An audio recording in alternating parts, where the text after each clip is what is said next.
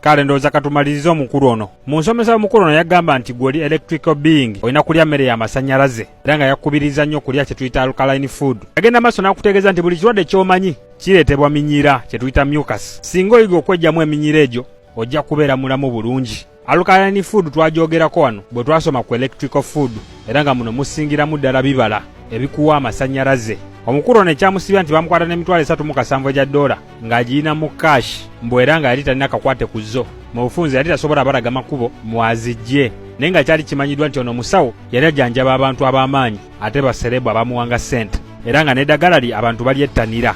Baamusiba bagenda okumuta nga bagamba mbu ate alina pneumonia. Omusajja yafiira ku myaka 82 okutuuka ku myaka 80 omukulu ono yali talwalangako pneumonia kubanga eddagala lya pneumonia lye limu ku lye lyakozesa okujjanjaba abantu abalwadde ba pneumonia. So kati gwe tosobola kuŋŋamba nti ate yafa pneumonia. Olaba akabadi akaali awo waliwo kye baamukuba bwe baamuteeka mu kkomera. Empiso ziriyo zitegedde bakuba bannabyabufuzi n'omukulu ono gye baamukuba. Yazaala abaana 17 ate nga abamu yabazaala mu bukadde.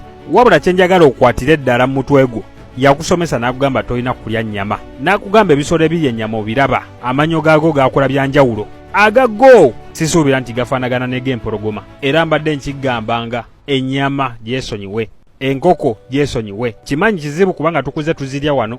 Kyekyo lwaki ebintu bino eby'okuzuuka bizibu owoza nkola meditation naye bigaana kyokka ng'osiba ku binyama. Kitwale nti okutta ekigoye n'okiteeka mu sinki ng'amazzi tegafuluma nti bwete ennyama bw'ekkola eba ebulookinga ggwe. Kyekyo lwaki abamonko boolaba bakolera ddala meditation ennyama mulabe waabwe tebakwataganira ddala kubanga bakimanyi. Ogenda okulaba emmere gye balya bivaavava. Bw'oba onaayagala okugoberera luno olugendo lwa spiritual awakening omanyi lwaki bagamba nti luzibu kubanga olina okwerekereza ebintu bingi. Gwe kizibu okubeerawo nga tolidde kanyama akakoko okaagala nnyo naye mu by'omwoyo obanga avunda oba ovaako ekisunga ekisolo ekifudde obeera owunya spiritually. Bintu bingi ebitulemesa kubanga olina okwerekereza. So gwayagala jana eno oba olina okwerekereza. N'agamba ebirwadde ebisinga biva mu mmere gye tulya, emmere esinga okutulwaza. Osobola okwejjanjaba bulungi nnyo n'omubiri gwo ne bakuba kemiko mmeka asoba ng'omanyi okozesa obutonde kuba naawe kirabemu. Olya enkoko giyemo, ennyama giyemo, emmere giyemo, amazzi gennyini mulimu kemiko. Ebyo byonna biba bikuyingira mu mubiri era bibeera bitagetinga akatundu kamu ke tuyita pineal gland bibanga ebikaziba. Omukulu ono yagamba nti siibanga nga bw'olya emmere kika kya alkaline food oba electrical food nti gy'okomosiba gwo omubiri gujja kwerongoosa. Ne bw'oba ojjudde bikemiko byenkana bitya gujja kwerongoosa. Sitoba ng'oguliisa emmere egwongera amaanyi eya alkaline food. Osiiba w'olidde olya alkaline food gujja kwerongoosa, gujja kwetereeza gwokka. Ne togenda kulya bimere bya bulijjo ogambe nange nazuukuka. Tekisoboka. Ekyo kyo nkigambirawo tekisoboka. Omuntu alya ennyama tagamba nti ye yazuukuka tekiriyo. Oyo abeera akulimba 100%. Ennyama kive nkimanyi tosobola kikkiriza naye kasita nkugambye bawulira nnyo nga mwebuuza kati twanirookinga tya DNA zaffe tutaapinga tutya mu DNA mu third eye. Kabulaza ko bye bimere by'olya ozo olina kyogenda otaapingamu. Tewali kyogenda taapingamu. Kyekyo lwaki bagamba nti kizibu kuba gwe tosobola beerawo nga tolidde ku nnyama. Spiritual awakening mulabe bulabi nyumirwa bye nkugamba bw'oba tosobola kwesaddaaka biveeko ojja sigala weebuuza lwaki tosobola taapinga mu DNA, lwaki tosobola taapinga mu liiso kubanga ebyo by'olya byennyini bikutangira. Soogera nti eryange liggule nedda naye kati process ngimanyi. Omusajja ono kye yali alwanako bulamu bwe bwonna genda owulize enkuŋŋaana ze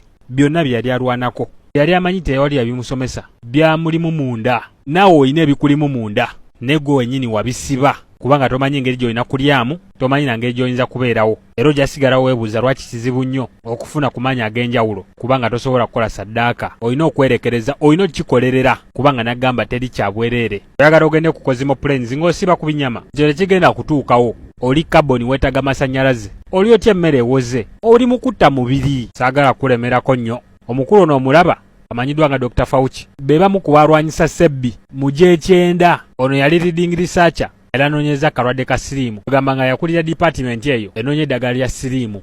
Naye kati akasajja kamuchalenjinga tiko kali kabiina mu mutwe, tiko kali kabiina mu DEA. Ono yali talina kyasobola kubanga kyamuluma. Akasajja tekalina mpapula naye kayina eddagala. Ono yali yeebuzaabuza nti banoonya eddagala lya siriimu nedda. Bo bennyini be bali basaasaanywa akalwadde. Dr. Sebbi ng'ate agaba ddagala. Ne bamulwana okakana nga bamusse kubanga yabasukkako.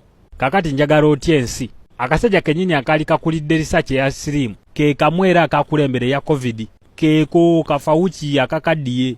Wali kabadde kavubuka bano bwe balwanyisa omusajja oli. Wali eri kaali ku siriimu kati kaakano wano kaali mu COVID era nga ke kakulira balisaaca era nga wali ku siriimu kubanga bo bennyini bakola ebirwadde. Oba okitegeera bulungi. muwoza Afrika abasajja bategeka ebyo ebirwadde omutayige kwejjanjaba na habo mugenda kuggwaawo tekyali anoonya ddagala kubanga bo bennyini bakola ebirwadde gwe alina okwenoonyeza eddagala ate totagenda sanga mu ddwaliro liri mu butonde omusajja ono yawunya sirimu ng'eddagala lijja mu butonde si mu ddwaliro teri kirwadde kyali kimulema kuwonya naye ng'akozesa miti bikoola na mirandira gwe ng'onyooma obutonde kale katwabe gye kinaggwera musaaga n'okusaaga bwenzija wano negamba mpa emitwalo 17 kuguza akatabo ka habo olaba nga nze ayagala okubba era n'olaajana lwaki osera tomanyi ky'ogula nze nsindikira message ku WhatsApp bano abasajja tebagenda kukolera ddagala gwajja okwekolera eddagala yese essaawa zino ojjudde ebirwadde byonna ojjudde ebikemiko byonna naye bw'oyiga okuliisa omubiri gwo gusobola okwezzaawo kubanga gulina kye tuyita tissue regeneration gwo gwennyini gwejjanjaba gusobola obyejja mu byonna kyekyo wakimbayita bakatonda temuli ba bulijjo ekikuwakanya kubanga tomanyi era ng'ogenda sigala tomanyi kubanga teri ajja kugamba muyige okwejjanjaba